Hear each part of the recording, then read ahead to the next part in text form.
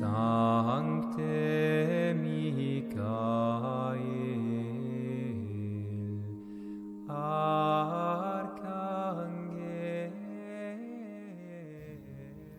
Buenos días, queridos hermanos de esta comunidad de San Miguel de las Canteras.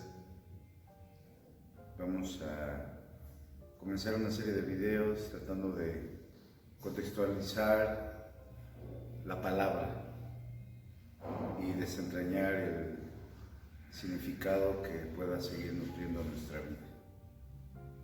En este primer acercamiento solamente haremos este breve comentario, hermanos míos, porque es nuestra tarea a vivir pastoralmente en estos días, sobre todo días determinados por esta crisis de pandemia. Hoy, hermanos míos, escuchamos el Evangelio según San Mateo, donde Jesús realiza un milagro.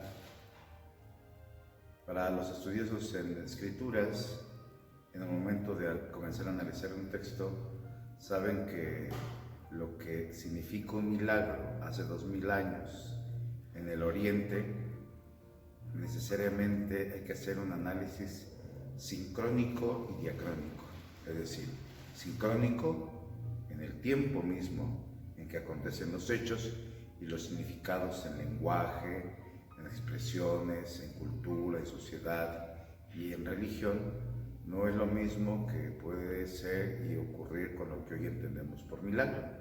Si nosotros fuéramos simplemente a un diccionario a saber cómo se define el milagro, se nos miraría como una ruptura de la naturaleza. Y una interpretación realmente teológica no solamente se basa en saber qué es en nuestro tiempo un milagro. Un milagro en los tiempos de Jesús tiene sus determinados bien limitados, sus significados, y donde ahí mismo se hace el análisis del texto, sincrónico, sin decir cronos, con el tiempo. Y la gran tarea consiste en atravesar el tiempo, por eso también es necesario hacer un análisis diacrónico. Diacrónico significa a través del cronos, del tiempo. El análisis sincrónico nos permitirá ver que la manera de religarse en tiempos de Jesús, entonces, es diferente a la manera como hoy nos religamos, como hoy entendemos el sentido de nuestra vida. En tiempos de Jesús, la divinidad a veces se confundía con las fuerzas de la naturaleza y todo se entendía desde una perspectiva fundamentalmente teocrática. Hoy, en medio del secularismo, nos damos cuenta de que las cosas han cambiado. En conclusión, y para que podamos tener este mensaje, hoy escuchamos un milagro, la multiplicación de los panes. Y me voy a permitir hacer este ligero comentario. Dice que Jesús estaba en solitario después de que se enteró de la muerte de Juan el Bautista. Este hombre, hijo de Dios, que nos deja ver el misterio de la divinidad latente en nuestro propio tiempo, nos permite observar que el dolor es intrínseco y parte de la naturaleza humana. Jesús está solitario por la muerte de Juan el Bautista. Pero también nos damos cuenta en otra parte que hay una búsqueda de Dios y por eso la muchedumbre lo busca. Es esto que también es parte de nuestra condición humana, la búsqueda. Me viene a la mente aquel poema de Jaime Sabines que comienza introduciendo precisamente con esta pregunta uno de sus poemas: ¿qué busco?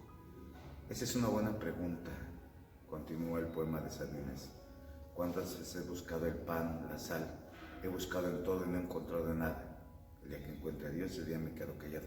La gente busca como nosotros, que nuestra alma está en una constante búsqueda de sentido.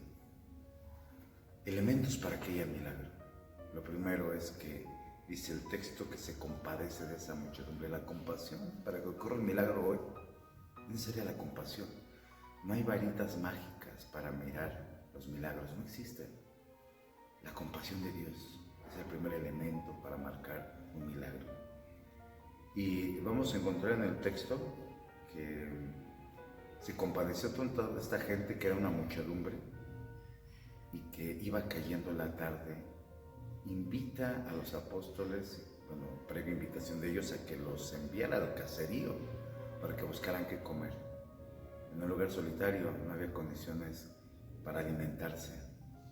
Y Jesús le dice a sus discípulos, no hace falta que vayan a los caseríos a comprar pan, sino denles ustedes de comer. Primer elemento, la compasión. Segundo es la responsabilidad de la historia, del tiempo. Hoy en tiempos de pandemia, de crisis, hay una oportunidad de crecimiento. Esa será en la medida que también nosotros, como los discípulos, nos hagamos responsables de la situación. Si no nos somos responsables de la situación, no puede suscitarse un milagro de Dios. Y los discípulos se responsabilizan, son capaces de ser solidarios porque tenían 5 panes y 2 pescados. Ellos pudieron haber dicho que ese pan y esos pescados eran para ellos. Decimos en mexicano, con que coman mis dientes, aunque mis parientes. Jesús nos invita a atrevernos a romper con eso y son capaces de compartir y ser solidarios. Y precisamente ante la invitación de Jesús, tráiganmelos, los bendice. Y citando a Hans Hulf von Balthasar, aquel teólogo, donde nos dice que la vida cristiana es un partir y compartir el pan. La vida cristiana es eso, partir y compartir. Y con la bendición de Dios comieron 5,000 hombres. Hermanos míos, hoy que la situación se torna difícil, no solamente por la crisis sanitaria, sino también por esta crisis económica, es tiempo de realizar el milagro de Dios. Ese es nuestro principio, nuestra máxima. En eso consiste la iglesia. La iglesia no se edifica a sí misma, se edifica en la medida que somos capaces de dejar traslucir la pasión, la compasión de Dios por las historias humanas, en la medida que nos hacemos responsables de nuestro tiempo y también en la medida en que somos capaces de compartir.